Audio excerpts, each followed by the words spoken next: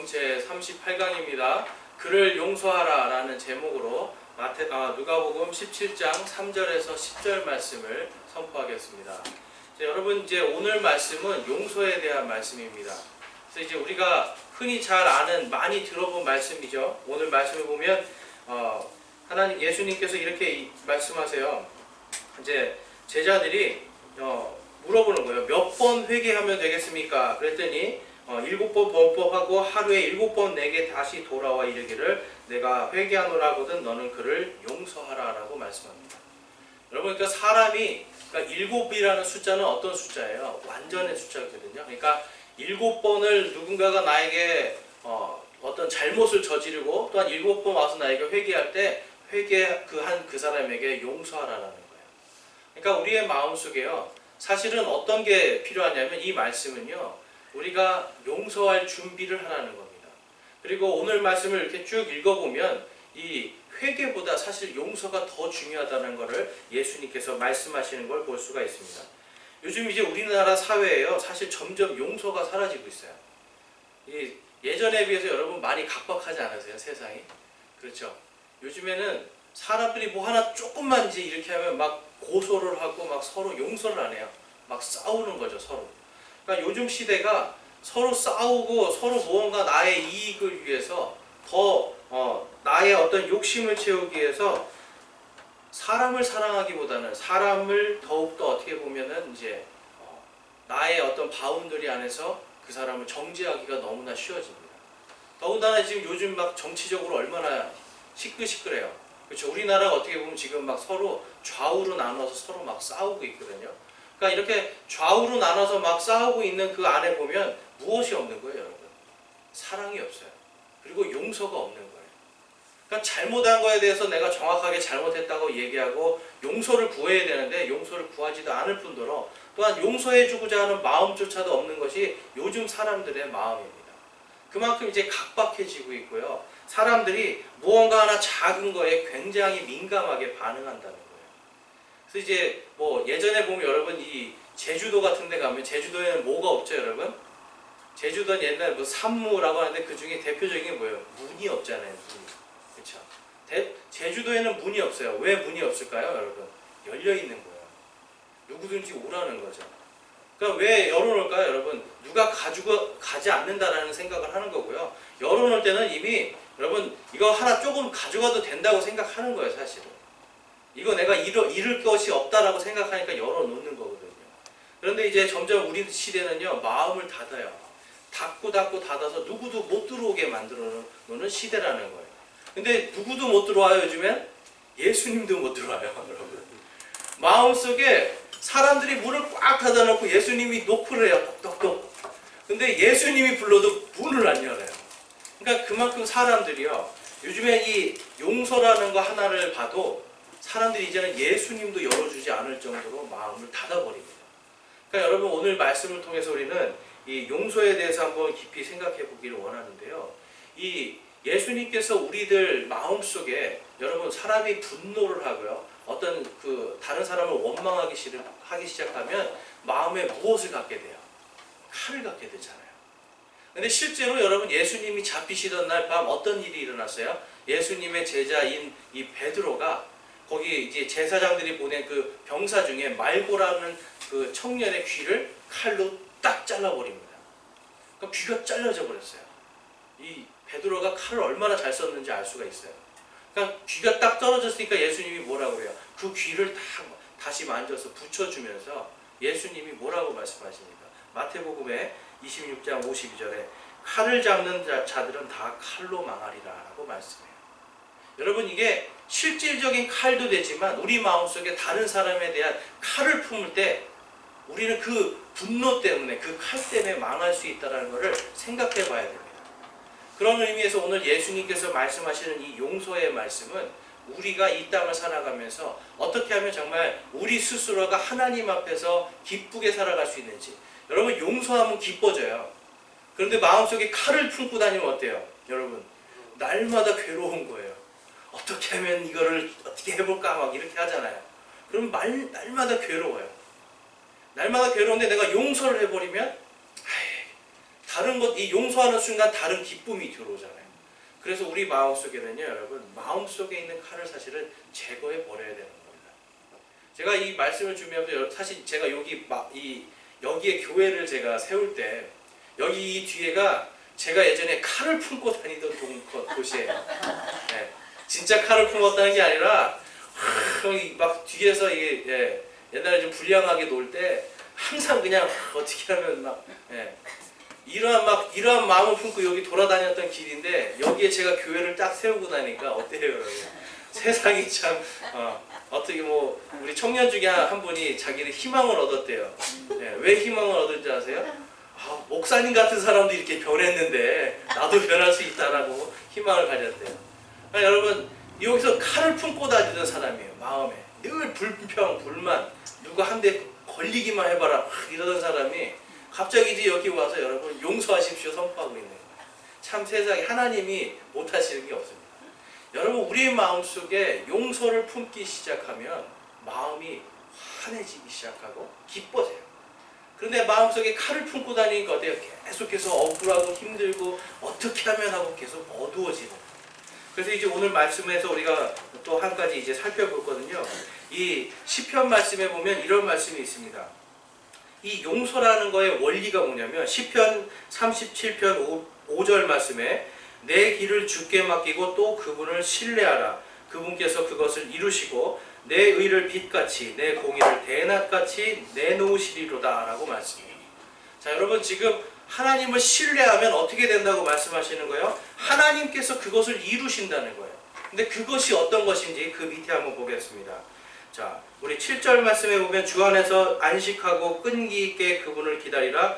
자기 길에서 형통한 자나 사악한 꾀를 이루는 자로 인하여 초조해하지 말지어다. 그러니까 자기 스스로 내가 막 지금 어떤 사람이요 막 욕심을 부려서 자기 길에서 막 형통해요. 근데 나는 계속 피해를 받고 있어요. 그리고 그 사람이 막 사악한 꾀를 부려서 내가 자꾸 피해를 받고 있어요. 그러면 내 마음속에 어떤 생각이 들겠어요? 칼을 품는 거예요. 용서하지 못하는 마음을 갖게 되는 거예요. 그런데 지금 이 시편 기자는 뭐라고 말씀하고 있는 거예요? 내 길을 주께 맡기고 그분을 또 신뢰하라는 겁니다. 여러분, 용서하지 못한다는 건요, 이 성경적인 원리로 보면 내가 하나님을 신뢰하지 않겠다라고 작정하는 거예요. 내가 용서하겠다고 작정하는 건 뭐예요? 하나님을 신뢰하겠다고 작정하는 거예요. 용서하지 못하는 건 하나님을 신뢰하지 못하는 거라고 오늘 시편에서 말씀합니다. 그래서 8절에서 이렇게 말합니다. 분노를 그치고 진노를 버리며 결코 악을 행하려고 초조해하지 말지어다. 악을 행하는 자들은 끊어지려니와 주를 바라는 자들은 땅을 상속하리라. 아멘. 여러분, 내가 무엇인가 분노와 내가 이 사람을 복수하려고 하는 마음을 하나님께 딱 맡겨놓으면 어떻게 돼요? 하나님께서 그 사람을 진노 속으로 들어보내시고 끊어버리십니다. 그런데 하나님께 맡긴 나는 어떻게 되는 거예요? 하나님께서 땅을 상속할 것이다. 하나님께서 땅에서 주는 복을 주시겠다는 거예요. 그러니까 여러분, 우리가 뭐 어떤 다른 거에서 시작하는 게 아니에요. 하나님과 나와의 1대1의 관계 속에서 이 관계를 잘 회복하고 내가 하나님 앞에 잘 나가려면 회개도 해야 되지만 뭘 해야 된다는 거예요? 용서를 해야 된다는 거예요. 우리가 용서를 할 때 10절 말씀에 조금 있으면 사악한 자가 없어지리니 참으로 내가 그의 자리를 부지런히 살필지라도 그것이 없으리로다 라고 말씀해요. 그러니까 여러분, 이 말씀은 뭐예요? 네가 복수하지 않아도 용서하고 하나님께 맡기면 하나님께서 다 하신다라는 거예요. 여러분, 그러니까 우리가 용서라는 것을 우리가 생각할 때에 무엇을 해야 되는 거예요? 하나님께 맡기는 거예요. 그러니까 하나님을 신뢰할 때 우리는 우리 스스로 복수하지 않습니다. 그러니까 하나님을 신뢰하지 않으니까 내가 그것을 하겠다라고 하니까 내 마음속에 뭐가 들어오는 거예요? 어둠이 들어오고 분노와 질투와 막 이런 모든 게 다 들어와서 악이 막 솟아나오는 거예요. 근데 하나님께 내가 그것을 다 맡겨버리는 거예요. 하나님 해주십시오. 이 사악한 자의 꾀에서 나를 구원하시고 그를 하나님께서 알아서 해주십시오 라고 할 때 여러분, 그때 무엇이 생기는 거예요? 내 이웃을 내 몸과 같이 사랑하는 사랑의 마음이 생기는 거예요. 여러분, 내 이웃이, 예수님께서 내 이웃이라고 하는 그 범주 내에는 내가 사랑하는 사람만 있을까요? 여러분, 이웃 중에 다 사랑하는 사람이에요? 여러분, 이웃 중에 다 사랑하는 사람만 있어요? 솔직히 꼴배기 싫은 사람 많잖아요. 그렇죠? 꼴보기 싫은 사람이 더 많아요. 그런데 예수님은요, 거기에서 꼴보기 싫은 사람 말고라는 말이 없죠. 내 이웃이에요. 내 이웃에는요, 사랑하는 사람도 있고요, 사랑할 만한 사람도 있고요, 꼴보기 싫은 사람도 있어요. 나에게 칼을 품고 덤비는 사람들도 있어요. 그런데 그들을 사랑할 수 있어야 되는 게 진정한 용서입니다. 그래서 오늘 이 로마서의 말씀에 보면 이런 말씀이 있어요. 로마서 12장 17절 말씀에 보면 아무에게도 악으로 갚지 말고 모든 사람의 눈앞에서 정직한 일들을 예비하라라고 이야기합니다. 그러니까 여러분, 정직한 일들을 예비하라라고 말씀해요. 준비하라는 거예요. 우리가 그냥 갑자기 용서할 수가 없습니다. 여러분 생각해 보세요. 내가 지금 가다가 갑자기 누구한테 뺨을 딱 맞아요. 그러면 평소에 늘 칼을 품고 다니는 사람은 어떻게 될까요? 바로 때리는 거예요. 근데 내가 늘 뺨을 맞으면 내가 왼뺨을 내주겠다라고 하는 마음으로 늘 주님 앞에 준비된 마음으로 용서하는 마음을 가지고 살아가면, 사랑의 마음을 가지고 살아가면 그 순간에도 어떻게 돼요, 여러분? 그 사람을 사랑할 수 있는 마음이 조금이라도 나올 수 있는 거예요. 여러분, 요즘 시대에 누가 때렸다고 해서 내가 같이 때려버리면 어떻게 돼요? 같이 잡혀가요. 그렇죠? 그런데 내가 맞았어요. 그런데 내가 사랑을 해주기 시작해요. 그러면 때린 사람이 어떻게 되겠습니까, 여러분? 부끄러워지는 겁니다. 그래서 이 로마서 12장에서 이렇게 말씀하시는 거예요. 19절 말씀에 극진히 사랑하는 자들아, 너희 스스로 원수를 갚지 말고 도리어 진노하심에 맡기라. 기록된 바 원수 갚는 일은 내 것이니 내가 갚으리라. 주가 말하노라 하였느니라. 여러분, 원수는 누가 갚으시는 거예요? 하나님께서 갚으세요. 그러니까 여러분, 우리는 악을 악으로 갚는 것이 아니라 내가 오히려 도리어 원수를 더 사랑할 수 있고요, 도리어 이 사람을 위해서 내가 기도할 수 있는 거예요. 근데 이 사람은 누가 처리해 주세요? 하나님께서 해주세요. 내가 사랑을 주고 용서를 줬는데도 끝까지 나를 미워하고 정죄하고 나에게 칼을 디미는 사람에게 하나님께서 하나님의 진노로 쳐버리신다는 거예요. 그것을 우리가 여러분 믿고 하나님께 맡기는 것, 그게 진정한 신뢰이고 믿음입니다. 여러분 믿으십니까? 우리의 마음속에 하나님을 정말로 신뢰할 때 악을 악으로 갚지 않게 되는 겁니다. 그래서 그 밑에 보면 20절 말씀에, 우리 보이시는 분들 한번 같이 읽어볼까요? 20절 21절. 그러므로 내 원수가 줄이거든 그를 먹이고 그가 목마르거든 그에게 마실 것을 주라. 그리함으로 내가 그의 머리 위에 숯을 쌓으리라. 악에게 지지 말고 도리어 선으로 악을 이기라. 아멘. 여러분, 머리에 숯을 쌓으면 어떻게 되는 거예요, 여러분? 네.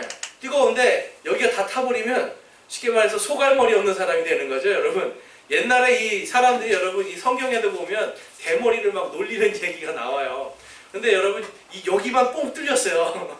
그러니까 얼마나 창피해지는 거예요. 그쵸? 그런데 더군다나 그냥 자연적으로 생긴 것도 아니고 내가 수치 때문에 여기가 빵꾸가 뻥 뚫리는 거예요.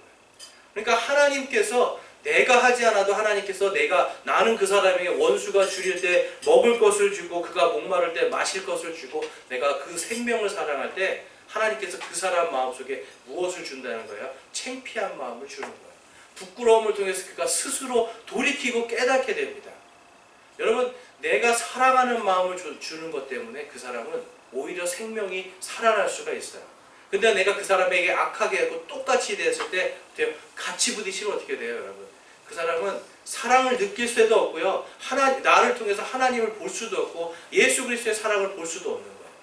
그래서 지금 사도 바울은 원수가 줄이거든 그를 먹이고 목마르면 그에게 물을 주라라고 이야기하는 겁니다.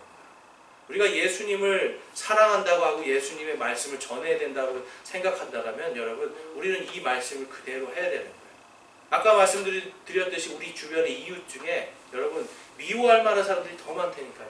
원수들이 더 많아요. 그리고 또 심지어는 원수들이 어디에도 있어요? 집에도 있어요, 여러분. 집에도 원수들이 있잖아요. 결혼하신 분들은 남편이 왼수다 그래요. 네. 남편들이 여러분 얼마나 아내들하고 서로 안 맞으니까 서로 싸우게 됩니까? 사람의 관계는 늘 싸우고 뭔가 불화가 날 수밖에 없어요. 불안정하기 때문에. 그래서 오늘 말씀처럼 우리는 늘 우리 마음속에 이 정직한 것들을 예비해 놔야 돼요. 예수 그리스도의 사랑을 전할 수 있는 것들을 우리 마음속에 예비해 놓을 때 우리가 원수를 사랑할 수가 있습니다. 항상 제가 이 용서라는 걸 생각할 때 떠오르는 이 예화가 있는데, 예전에 이제 이 한참 이 침례교인들을 많이 죽이던 시절들이 있었어요. 침례교인들을 많이 박해하고 죽이던 시절에 이제 이 청년 한 명이 있었는데, 이 청년이 이제 어떤 마을로 들어가서 숨어버립니다. 근데 이제 자기를 죽이러 이제 오는 사람들을 피해 다니니까 먹는 것도 못 먹고 매일 굶주리고 어둠 속에서 살면서 이 사람은 기도를 하는 거예요. 하나님, 저를 살려주시옵소서. 저를 살려주시옵소서. 근데 하나님께서 그 기도를 들어주셨을까요? 마을에 있던 관리들이, 경찰들이, 요즘으로 말하면 경찰들이에요. 경찰들이 들이닥친 거예요. 그래서 이 사람이 막 도망갑니다. 한겨울인데요. 막 도망가는데 이 호수가 얼음이 쫙 깔려 있어요. 근데 이 호수가, 여러분, 호수물이 이렇게 얼어 보일 때 호수가 전체가 다 꽝꽝 어는 게 아니잖아요. 그러니까 근데 이 사람은 살기 위해서 그걸 점검 안 하고 그냥 막 한 가운데를 가로질러서 갑니다. 경찰들도 뒤에서 막 쫓아옵니다. 그런데 이 사람이 감을 간신히 다 건넜을 때, 이 호수를 끝까지 다 건넜을 때 갑자기 뒤에서 풍덩 하는 소리가 나는 거예요. 그래서 사람 살리라고 막 합니다. 딱 돌아보니까 여러분, 이 사람은 못 먹어서 바싹 말랐잖아요. 그래서 이 사람은 이 호수를 얼음이 얇은데도 건널 수 있었어요. 근데 뒤에 있던 관리들은 몸이 좋으니까 이 얼음이 깨지면서 한 사람이 빠진 거예요. 이 사람은 그것을 보고 어떻게 생각했을까요? 여러분 같으면 어떻게 하겠어요? 아이, 잘됐다. 도망가야겠다. 저 같으면 이랬을 거예요. 근데 이 사람이 딱 돌아보고 갈등하는 겁니다. 머릿속에 하나님께서 원수를 사랑하라라는 말씀이 머리를 계속 때리는 거예요. 원수를 사랑하라고 하셨는데 지금 내 원수가 저기 물속에서 빠져서 죽어가고 있어요. 다른 사람들, 다른 이 경찰들도 어때요? 몸이 무거우니까 다가가지를 못하는 거예요. 결국 이 청년은요, 뒤로 돌아섭니다. 그래서 물에 빠져 얼음물 속에서 허우적거리는 사람한테 갑니다. 가벼우니까 자기는 안 빠지는. 그래서 그 사람에게 손을 내밀어서 그 사람을 간신히 구출합니다. 구출하면서 이 사람은 무슨 생각을 했을까요? 난 이제 살았다고 생각했을까요? 여러분, 구출하는 순간 다른 경찰들이 와서 이 청년을 딱 잡아가고 바로 얼마 있다가 처형을 시켜버립니다. 여러분, 이 청년은 자기가 죽을 줄 알았어요. 내가 이 사람을 건져주면 죽을 줄 알았어요. 근데 그 마음속에 원수를 사랑하라고 하는 그 하나님의 말씀이 자신의 마음을 꽉 잡고 있는 거예요. 평소에 이 사람이 그 원수를 사랑하는 것에 대한 기도와 준비를 하지 않았다면 여러분, 그 말씀이 그때 떠올랐을까요? 그렇지 않습니다. 평소에도 원수를 사랑하라고 하는 하나님의 말씀을 늘 품고 살았던 거예요. 그러니까 이 사람은 자기가 죽을 줄도 알지만 지금 물에 빠져 죽어가는 그 한 생명을 살리겠다고 다시 돌아가서 그 사람을 살리고 자기는 죽어버립니다. 여러분, 우리가 이 이야기를 통해서 여러분, 이 당시의 사람들의 이 믿음을 볼 수가 있어요. 여러분, 어떻게 보면 한 생명이 살고 한 생명이 죽고 똑같은 거예요. 그런데 나는 뭐예요? 예수 그리스도의 사랑으로 한 사람을 살리는 거고요. 나는 그 예수 그리스도의 사랑 때문에 죽는 겁니다. 여러분, 내가 살아도 주를 위해서, 죽어도 주를 위해서 죽겠다라고 하는 그 믿음의, 바울의 믿음의 고백을 이 청년은 그대로 실천했던 걸 볼 수가 있습니다. 여러분, 우리가 신앙생활을 하는 데 있어서 이 용서라는 것을 예비하지 않으면 우리의 신앙이 결코 자랄 수가 없습니다. 오늘 이 말씀이 여러분, 이 17장 말씀에 3절부터 이 10절까지 말씀을 우리가 쭉 보면 우리는 그냥 이 한 토막 한 토막 나눠서 생각할 수 있는데요. 예수님께서 7번 용서하라라고 그러니까 여기 보세요. 말씀해 볼게요. 이 5절 말씀에 사도들이 주께 이르되 우리의 믿음을 증대시켜 주옵소서. 뭡니까 여러분? 우리는 그렇게 못할 것 같습니다 하는 거예요. 문맥상으로 보면 이 제자들은요, 지금 예수님이 7번 용서를 빌면 7번 다 용서해 줘라라고 그러는데 저는 믿음이 없어서 그거 못하겠습니다라고 지금 고백하는 거예요. 그러니까 우리의 믿음을 증대시켜 주십시오. 우리의 믿음을 더 크게 해 주십시오. 믿음이 크면 우리가 하겠습니다라고 이야기하는 거예요. 그랬더니 예수님이 이렇게 이야기합니다. 주께서 이르시되 6절 말씀입니다. 너희에게 만일 겨자씨 하나만한 믿음이 있었더라면 너희가 이 뽕나무에게 이르기를 뿌리째 뽑혀 바다에 심기라 하였을 것이요 그것이 너희에게 순종하였으리라 라고 말씀해요. 너희들의 믿음이 없다라는 거예요. 여러분, 우리가 어떤 좋은 것에 있어서 하나님께 우리의 믿음을 보이거나 우리의 믿음을 실천할 수가 있습니다. 그런데 내가 하기 싫거나 내가 정말 미움과 분노 속에 있을 때는 하나님 앞에서 우리의 믿음이 겨자씨 하나보다도 못한 믿음으로 바뀌어버린다는 거예요. 그런데 여러분 아까 그 청년처럼 우리가 날마다 우리의 마음속에 예수 그리스도의 사랑으로 예비되어 있다라면, 우리가 그것을 날마다 실천하려고 애를 쓴다라면 7번 용서를 비는 사람에게 7번 용서할 수 있는 거예요. 왜 그렇습니까? 하나님의 말씀이 그렇기 때문에. 그러니까 내가 어떤 상황에서 내가 불리해질지라도 하나님의 말씀이 그렇다면 하나님께 그냥 딱 맡기는 거예요. 하나님께 내가 맡기면 누가 하시는 거예요? 일하세요? 하나님께서 일하세요. 내가 하면요, 누가 일하는 거예요? 내가 하는 거예요. 내가 하면요, 여러분, 분노와 내 안에 증오는 무엇을 만들어내요? 파괴와 다른 사람의 생명을 죽이는 일밖에 없어요. 파괴와 사망밖에 열매가 나오지 않습니다. 그렇지만 내가 나의 이러한 분노의 마음들, 나의 억울한 마음들을 누구에게 내가 전하는 거예요? 하나님께 전하는 거예요. 하나님께 완전히 놓고 하나님께서 해주십시오라고 하나님을 신뢰하는 마음을 가질 때 하나님께서는요, 거기에서 예수 그리스도의 사랑으로, 예수 그리스도의 은혜로 열매 맺게 합니다. 여러분, 우리의 마음속에요, 그래서 가장 중요한 것이 바로 여러분 용서입니다. 용서하지 않는 이상 신앙의 성장을 우리가 바랄 수가 없어요. 그러면 또 이렇게 생각하시는 분들이 있어요. 나 별로 성장하고 싶지 않은데요. 이런 분들이 있어요. 그냥 이대로 살면 안 될까요? 근데 여러분, 우리가 예수 그리스도를 믿고요, 신앙이 성장하지 않는다는 건요, 이거는 뭐냐면 여러분, 이제 나이 30 먹었는데 아직도 기저귀 차고 젖병 들면서 엄마 젖 좀 하고 다니는 거예요.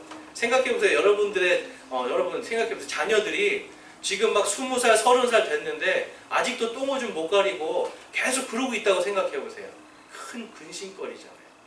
한평생을 그렇게 살아야 되는 게 마음에 큰 짐이 되는 거잖아요. 그러면 어떻게 돼요, 여러분? 제일 먼저 똥오줌 가리게 해주고, 밥 혼자 먹을 수 있게 해주고, 그리고 혼자 생각할 수 있게 해주고, 혼자 책을 읽을 수 있고 공부할 수 있게 해주는 거 아니에요. 그렇게 하면 어떻게 해요? 나중에 내가 쑥 커서 나도 똑같이 아이를 낳고 아이를 기를 수가 있는 거예요.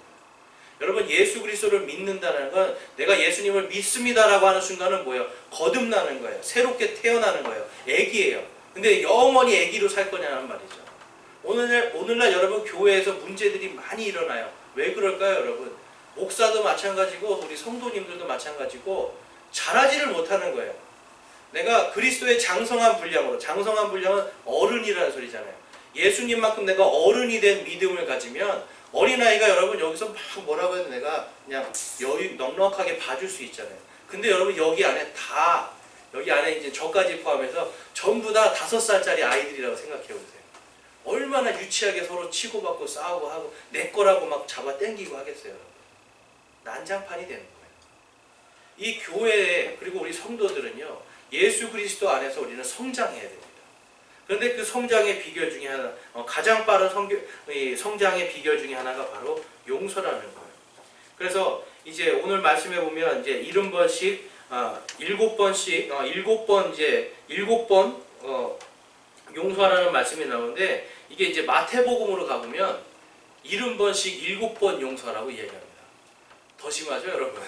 7번이 아니라 70번씩 7번. 그래서 마태복음 18장 21절, 35절 그 사이에 보면 이제 베드로가 형제를 몇 번 용서해야 됩니까? 라고 물어봐요, 예수님께. 그러니까 오늘 이 이야기가 거기 마태복음 이야기하고 같이 연결이 되는 거예요. 그래서 보시면 이제 21장에 이렇게 이야기합니다. 21장에서는 21절에서 18장 21절에서 그때 베드로가 그분께 나와 주여 내 형제가 내게 죄를 지으면 내가 몇 번이나 그를 용서하리이까? 7번까지 하리이까? 하며 당시에 이제 이런 말들이 있었던 거예요. 7번 용서해요. 그런데 예수님께서 이렇게 이야기합니다. 예수님께서 그에게 이르시되 내가 내게 이르노니 7번까지가 아니라 70번씩 7번까지 하라. 그러니까 여러분 70번씩 7번이니까 여러분 그냥 하루 종일 그냥 다 용서하라는 거예요. 그냥 무조건 다 용서하라는 거예요. 근데 예수님께서 이렇게 말씀하신 이유가 있습니다. 그 뒤에 23절에서 34절까지는 무슨 얘기냐면 이 10,000달란트 빚진 자의 이야기가 나와요. 10,000달란트 빚진 자. 여러분 이제 우리가 달란트 그러면 이제 잘 감이 안 오시잖아요. 1달란트가 16년치 공급입니다. 16년치. 그러니까 10,000달란트면 얼마큼이에요, 여러분? 16만 년이에요. 갚을 수 있어요, 없어요? 없어요. 근데 어떤 사람이 이 10,000달란트를 빚을 진 거예요. 그래서 제가 요즘에 최저임금으로 계산을 좀 해봤거든요. 최저임금 주 5일제 이걸로 해서 계산을 해보니까 약 3,840억입니다. 여러분 3,840억 빚 접으셨어요? 저는 생전 보지도 못하는 돈인데 3,840억의 빚을 진 사람이 지금 있는 거예요. 지금 그 사람에게 이 주인이 와가지고 막 빚을 갚으라고 이야기합니다. 빚 갚으라고 하지 않겠습니까? 그런데 이 사람이 이제 26절에 가면 이렇게 이야기합니다.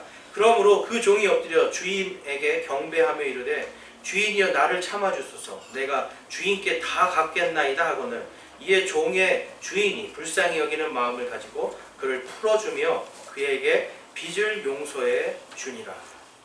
여러분 지금 3,840억의 돈을 그냥 용서해 주십시오 그러니까 어떻게 주인이 용서해 준 거예요. 왜냐하면 이 주인은 이 사람이 못 갚을 걸 아니까. 못 갚을 걸 아는데 그 사람을 감옥에 넣고 해봤자 뭐 하겠어요. 그렇죠? 그러니까 이 주인이요 불쌍히 여겨서 그의 빚을 용서해 주는 걸 볼 수가 있습니다. 여러분 이것을 우리는 뭐라고 불러요? 은혜라고 부르는 거예요. 내가 할 수 없고요. 내가 갚을 수 없는 것을 그분께서 그냥 거저 갚아주시고 그냥 거저 없는 것으로 해주시고 깨끗하게 해주시는 것이 바로 은혜입니다. 여러분 우리가 교회에 올 때 요즘에 우리 성도님들이 은혜라는 말을 참 많이 쓰잖아요. 오늘 은혜 받았어요. 찬양의 은혜 받았어요. 설교의 은혜를 받았어요. 하나님 말씀의 은혜를 받았어요. 근데 여러분 이 은혜라는 건요. 거기에 쓰는 게 아니에요. 지금 3,840억 탕감해 주신 그분께 쓰는 거예요. 여러분 나의 모든 죄를 위해서 예수님께서 십자가에 달려 피 흘려 죽기까지 사랑하신 그 사랑이 은혜예요. 우리가 찬양으로 여러분 감동을 받는 겁니다. 또한 이런 말씀이나 이런 것에 내가 감동을 받는 거예요. 근데 그냥 이거를 내가 다 은혜라고 얘기해보니까 예수 그리스도의 이 엄청난 은혜까지도 다 희석돼 버리는 거예요. 여러분 우리가 정말 은혜 받았다라고 하는 그 은혜 그 단어를 쓸 수 있는 분은 오직 예수님밖에 없어요. 왜 그렇습니까, 여러분?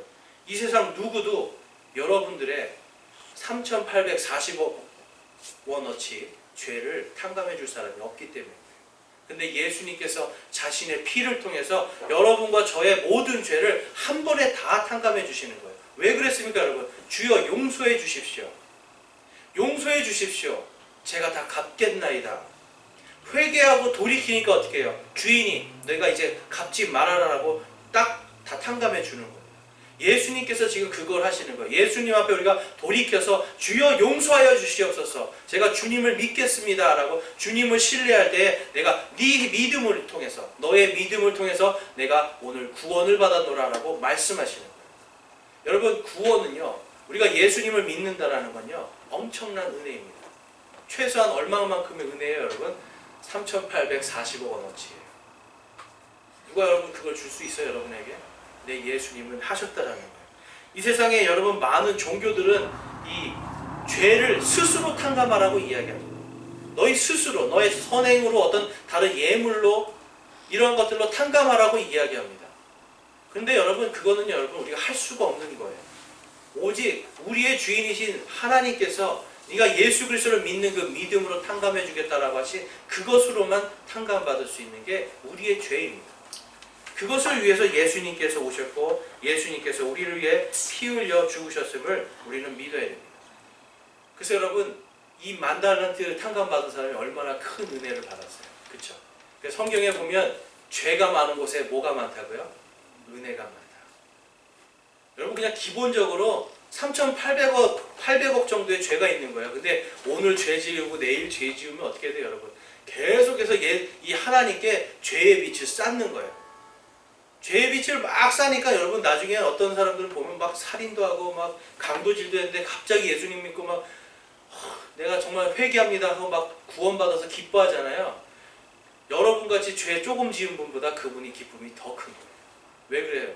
그분은 5천억, 6천억의 죄를 탕감받았으니까. 여러분 우리는요 기본적으로 날마다 하나님 앞에 죄를 쌓아가고 있습니다. 그런데 하나님께서 우리의 원래 갖고 있었던 죄를 예수 그리스도의 이름으로 다 탕감시켜 주셨어요. 이제는 그냥 우리가 날마다 저지르는 소소한 죄들을 주님 앞에 고함으로 그 죄를 용서받는 것밖에 없는 거예요. 이게 얼마나 큰 은혜인지 여러분 그걸 우리가 알기를 원합니다. 그런데 이제 이 만달란트 탕감받은 사람이 이제 그 다음 이야기 여러분 잘 아시죠? 이 사람이 어떻게 됐어요, 여러분? 만달란트 탕감받고 딱 나왔는데 이 종이 딱 나오자마자 누구를 만난 거예요, 여러분? 100데나리온 자기에게 빚진 자를 만나는 거예요. 만나자마자 멱살을 잡고 막 흔듭니다, 여러분. 내 빚 내놔라. 100데나리온은 얼마인지 아세요, 여러분? 석 달치 월급이에요. 그러니까 지금으로 치면 600만 원 돼요. 큰 돈이죠. 근데 지금 이 사람은 얼마 탕감받고 왔어요? 3,800억. 3,800억 탕감받고 나왔는데 지금 600만 원 빚진 사람 멱살 잡고 내놓으라고 흔든 거예요. 근데 이 사람이 못 갚겠다니까 어떻게 해요? 감옥에 쳐넣어버리는 거예요. 그러니까 여러분 어떻게 되겠어요? 이 주인이, 그거를 들은 주인이 어떻게 되세요? 화가 나는 거죠. 여러분 우리의 삶이 이래요. 예수님께서 우리를 위해서 모든 것을 다 바쳐서 사랑해 주셔서 우리의 죄를 다 용서해 주셨는데 우리는 옆에 있는 사람이 작은 거 하나 용서를 못 하고 멱살 잡는 거예요. 멱살 잡고 흔들고 그냥 거기에서 끝나요? 아니면 여러분 감옥에도 넣어버리는 거예요. 우리는 용서를 받았어요. 엄청나게 큰 은혜를 받았는데 작은 것 하나를 용서하지 못하고 살아가고 있어요. 마치 이 만달란트 빚진 자가 이 100데나리온 빚진 자를 용서하지 못한 것 같은 그 일이 일어납니다. 그랬더니 어떻게 되는 겁니까? 여러분 주인이 이렇게 이야기합니다. 주인이 32절에 그때 그의 주인이 그를 불러 그에게 이르되 오 악한 종아 내가 내게 애걸하기에 내가 내게 내 빚을 전부 용서해 주었은즉 내가 너를 가엾게 여긴 것 같이 너도 내 동료 종을 불쌍히 여겨야 하지 아니하겠느냐. 여러분 당연한 거 아닙니까? 내가 큰 은혜를 받았으면 다른 사람에게도 내가 은혜를 베푸는 게 당연한 거예요. 그런데 지금 이 종을 하지 않았으니까 지금 주인이 화가 난 겁니다. 34절에 그의 주인이 노하여 그가 그에게 진 빚을 다 갚기까지 그를 형벌 주는 자들에게 넘겨주었느니라. 우리 35절 말씀 우리 보이시는 분들 함께 읽어볼까요? 그러므로 너희가 각각 마음으로부터 자기 형제에게 그들의 범법을 용서하지 아니하면 내 하늘 아버지께서도 너희에게 이같이 하시리라 하시니라. 아멘. 여러분 하나님께서 우리를 구원해 주시긴 해요. 그런데 우리가 하나님 앞에 계속해서 죄를 저지르는데 특별히 어떤 죄요? 용서하지 못하는 죄를 계속 저지를 때 내가 엄청나게 큰 빚을 탕감받았는데 나에게 지금 작은 빚진 자를 내가 멱살을 잡고 그를 내가 미워하는 마음으로 감옥에 넣는 이러한 일들을 할 때 하나님께서 뭐라고 말씀하시는 거예요? 내가 너의 죄를 결코 용서하지 않겠다라고 말씀하십니다. 그 죄에 대해서 하나님께서 반드시 채찍질하시고 진노로 하나님께서 심판하시겠다고 약속을 하고 있는 겁니다. 여러분 하나님의 약속은요 축복만 있는 게 아니에요. 여러분 하나님의 약속은 반드시 진노와 하나님의 징계도 다 약속되어 있잖아요. 너희가 이렇게 하면 내가 복을 줄 것이고 이렇게 하지 아니하면 내가 너에게 징계할 것이다. 히브리서에 가면 아들이 아닌 자에게 하나님께서 징계하지 않는다라고 약속하고 계세요. 하나님의 자녀를 하나님이 징계하십니다. 무엇 때문에 여러분? 우리의 죄 때문에. 근데 특별히 어떤 죄요? 다른 사람을 용서하지 않는 죄를 반드시 물어서 하나님께서 징계하실 것을 말씀하고 있어요. 여러분 우리의 마음속에요. 언제나 여러분 마음과 제 마음속에 다른 사람을 미워하고 분노할 수가 있습니다. 그런데 오늘 말씀에서 뭐라고 말씀하는 거예요, 여러분? 용서하라는 겁니다. 7번 용서하고요. 70번씩 7번 용서하라. 그것이 곧 무엇입니까? 하나님을 신뢰한다는 뜻이에요. 여러분 하나님을 신뢰하세요? 하나님을 믿으세요? 여러분 하나님을 믿으세요? 여러분이 하나님을 믿으신다면 여러분의 분노와 여러분 마음속에 있는 이러한 증오들을 누구에게 맡겨야 돼요? 하나님께 맡겨야 돼요. 하나님께 맡길 때 하나님께서 하십니다. 내가 할 때는 여러분 결국은 뭐예요? 예수님 말씀하신 것처럼 칼을 잡는 자는 칼로 망하는 겁니다. 내가 분노하고 내가 진노하고 내가 다른 사람을 정죄하는 그 칼을 들 때에 내가 그것으로 망할 수 있다는 것을 우리는 깨달아야 됩니다. 그래서 마태복음 6장 12절에 보면 우리가 우리에게 빚진 자들을 용서한 것 같이 우리의 빚을 용서하옵시며 라고 그래요. 우리가 주기도문 외울 때 우리가 우리에게 죄 지은 자들이라고 이렇게 많이 외웠잖아요. 근데 영어로 가면 이게 debt라고 해서 빚이에요. 빚. 그러니까 우리가 다른 사람에게 뭔가 죄를 짓는 거는 지금 이 누가복음에서도 그렇고 마태복음에서도 그렇고 전부 다 빚을 지는 겁니다. 그러니까 우리가 이 빚을요, 우리가 우리에게 빚진 자를 용서하지 않으면 하나님도 용서하지 않겠다라고 이야기해요. 내가 용서하는 만큼 하나님도 나를 용서하겠다고 말씀해요. 여러분, 회개가 중요해요? 그러면 용서가 더 중요해요. 용서가 더 중요해요. 하나님 앞에 아무리 내가 하나님 이거 잘못했습니다, 용서해 주십시오 라고 이야기해도 하나님은 먼저 가서 용서하고 와라, 이 이야기를 하시는 거예요. 여러분, 그래서 믿음이 성장하려면 뭘 먼저 해야 됩니까? 용서를 먼저 하는 거예요. 내가 용서가 될 때 여러분, 내가 성장하게 돼 있습니다. 제가 이 용서에 대해서 이 말씀 준비하면서 옛날에 유학생활 할 때 용서 때문에 제가 덕을 본 사건이 기억이 딱 나더라고요. 여러분, 용서를 하면 하나님께서 기쁨을 주십니다. 믿으십니까?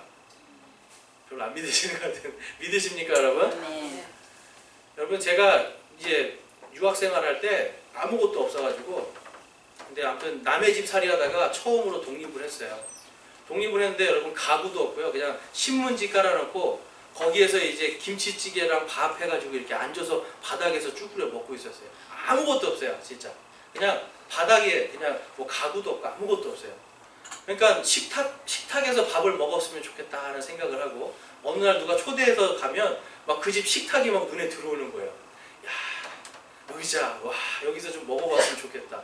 와, 소파, 막, 야, 이런 데 좀 앉아봤으면 좋겠다. 근데 이제 제가 이제 처음으로 이제 독립을 해서 이제 아파트로 들어가게 됐는데, 눈이 얼만큼 오냐면, 저희가 이사한 다음 날 눈이 오는데, 참 감사하게도 눈이 여러분 이 무릎 위까지 옵니다. 그러니까 거의 1m가 와요, 눈이. 그러니까 이제 이 1m 이상 눈이 오니까 이 그 아파트 관리사무실이 문을 안 열어요. 한 일주일을 문을 안 열었어요. 그래서 제가 이사 온 다음에 이제 주일날이 돼가지고 아침에 이제 차를 가지러 딱 갔는데 차가 없어요. 누가 차를 가져간 거예요. 왜냐하면 차에 주차 그 마크가 있어야 되는데, 여기 주차할 수 있는 그 허가증을 달아야 되는데, 이 사무실이 열리지가 않으니까 제가 그걸 못 달았잖아요. 그러니까 눈이 녹자마자 잽싸게 견인해 가더라고요. 그래서 제가 그거를 찾아오는데 한 20만 원이 들었습니다. 택시 타고 가고 벌금 내고 하니까 20만 원 들더라고요. 그러니까 화가 났어요. 막 화가 나는데 어쨌든 그날 주일날 예배도 못 드리고, 저는 이제 전도사였잖아요. 전도사가 가서 예배 인도해야 되는데 예배 인도도 못하고, 그냥 아무튼 그날은 그렇게 완전히 제 마음속에 막 제 분노가 막 가득 차는 거예요. 어떻게 이럴 수가 있는가. 그래서 그 다음날 월요일날 그 오피스를 찾아갔어요, 사무실. 근데 백인이 앉아있는데 제가 되지도 않는 영어로 막 화를 내니까 쳐다도 안 보는 거예요. 그래서 너가 무슨 말 하는지 모르겠대요. 안 되는 영어를 막 하고 막 화를 확 내고 방방 뛰고 돈 다시 달라고, 이게 너네가 돈 달라고 막 그러니까, 자기 그렇게 자기 소원, 자기 권한이 아니래요. 그래서 막 이러는데 하나님께서 갑자기 마음속에 무슨 마음을 주냐면, 용서하라. 내 원수를 내 몸과 같이 사랑하라. 이 마음을 딱 주시는 거예요, 갑자기. 그래서 제가 막 화를 내다가 갑자기 그 말씀이 딱 생각이 나는 순간, 이 사람도 내 이웃이구나. 이 사람이 무슨 잘못이 있을까. 그래서 제가 그냥 오케이 하고 그냥 나왔어요. 나오면서 여러분 머릿속에는 이 20만 원을 내가 어떻게 받을지 막 고민하면서 나오는 거예요. 이 20만 원 내가 여러분 생각해보세요. 유학할 때 20만 원, 한 200불 되는 돈은요, 엄청나게 큰 돈이에요. 한 2, 3주를 살아갈 수 있는 돈이에요. 그게 한 번에 날아간 거잖아요. 그런데 그냥 용서하고, 내가 이 사람을 용서하고 사랑하는 마음으로 돌이켜서 딱 나오는 순간, 이제 지하에 있었거든요, 사무실이. 위에 계단에 딱 올라오는 순간 뭐가 있었을까요, 여러분? 하얀색 큰 소파가 있고요. 여기에 식탁하고 의자들이 쫙 있는 거예요. 이게 무슨 일인가 딱 했더니, 바로 이제 제가 들어가는 집 옆에 있는 거기에 살던 노인들이 이제 이사를 가면서 이걸 버리는 거예요. 제가 얼른 가가지고, 나 이거 필요하다고, 나 달라고 그랬더니, 가져가래요. 필요한 거 다 가져가래요, 마음대로. 그래서 식탁, 의자, 소파 큰 거 2개, 그리고 이제 무거운데 갑자기 옆에 베트남 할아버지 한 명이 어디 뺏상 많은 할아버지가 오더니 자기 힘 좋다고 도와준다고. 그분이 다 해줘가지고 둘이서 싹 다 집어넣었어요. 그걸 딱 가서 보니까 이게 진짜 집이, 와, 식탁, 내가 원하던 식탁, 의자, 소파, 이게 다 있는 거예요. 그러면서 여러분 제가 무슨 생각을 했을까요? 내가 그때 하나님의 말씀에 내가 순종하니까 하나님께서 해결해 주시는 거예요. 제가 200불 가지고 여러분 20만 원 가지고 그걸 다 살라고 했어봐요. 못 사는 거예요. 그런데 그냥 하나님께서 그냥 내가 용서하고 내가 그 사람 사랑하는 마음으로 돌이키고 내가 빨리 나오니까 어떻게 해요? 그거를 가질 수 있게 되는 거죠. 만약에 제가 여러분 거기서 5분을 제가 지체를 하고 나왔잖아요. 그럼 그 아파트를 관리하시는 여자분이 있는데 그분이 그거를 싹 가져가요. 자기 창고에, 그러니까 거기 룰이 그렇더라고요. 내놓는 거는 이제 그 사람이 누구든지 먼저 가져가는 사람인데 대부분 아파트 관리하시는 여자분이 싹 가져가서 그걸 자기 돈으로 팔아요. 팔아서 자기 돈으로 가져요. 근데 제가 용서하고 내가 하나님의 말씀에 순종하고 5분 먼저 일찍 나오니까 저에게 소파가 생기고 내가 그렇게 바라던 식탁이 생기고 이제는 바닥에 신문지를 안 깔아도 되는 일이 생기는 겁니다. 여러분, 저는 여러분에게 말씀드리고 싶은 건 그거예요. 내가 용서하고 하나님 앞에 맡길 때 하나님께서 역사하신다는 거예요. 내가 하나님께 맡길 때, 내가 용서를 할 때 제 마음속에 저의 삶의 이런 모든 것 순간 속에 하나님께서 역사하신 것을 깊이 체험할 수 있다는 겁니다. 여러분, 하나님의 역사를 체험하고 싶으세요? 여러분, 용서하시기 바랍니다. 용서하고 사랑할 때 하나님의 사랑을, 하나님의 역사하심을 내가 체험할 수가 있습니다. 여러분, 우리의 마음속에요, 여러분과 제 마음속에 언제나 화가 있어요. 근데 이 화는요, 누구에게 맡겨야 되는 거예요? 하나님께. 그러면 누가 역사하세요? 하나님께서. 하나님께서 역사하시도록 하나님을 신뢰할 수 있는 저와 여러분이 되기를 원합니다. 그래서 이번 한 주간도 여러분, 하나님을 전적으로 신뢰하시기 원합니다. 내가 안 하면 하나님이 하시고 내가 용서하면 하나님이 이루십니다. 그 하나님을 믿고 이번 한 주간 여러분, 어떠한 일이 있어도 주님의 이 사랑과 은혜를 결코 여러분 잃지 마시고, 이것을 또한 잊지 마시고, 이 한 주간 주님의 은혜와 사랑을, 그리고 주님의 용서를 충만하게 누리시기를 주님의 이름으로 축원합니다. 우리